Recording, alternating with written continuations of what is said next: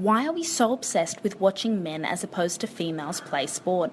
An academic study found that there is a stark gap between male and female athletes when it comes to media coverage. The study proved that despite women's rights having progressed and events like the Australian Women's Rugby Sevens attracting some attention at the Rio Olympics, Australian sportswomen are still significantly underrepresented.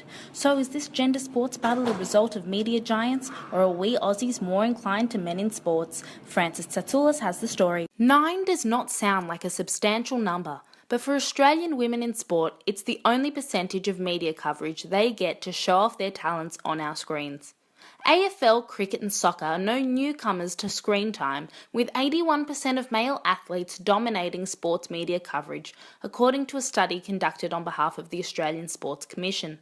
With netball being ranked among some of the least watched sporting programs on television, it raises the question of whether the sound of crickets tuning in is audible, or is there simply no one watching female sports? What was the most recent female sporting event that you watched? Oh God, why would I watch them? They're so boring.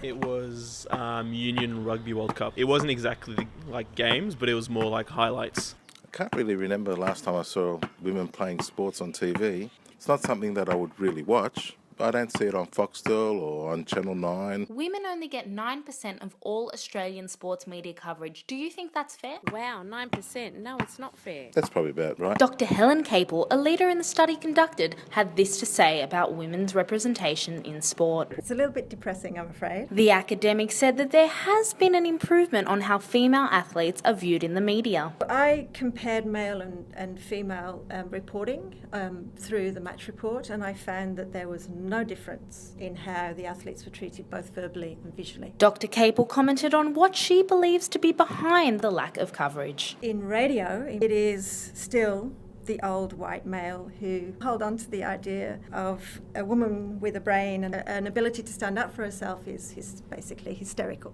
Dr. Capel says that Australia needs to go through a big cultural change. We have to break away from the white male social and political rules that dominate Australian society. Until then, the verdict remains. Sorry, I have never watched Australia female sport. Frances Tsatoulis signing off.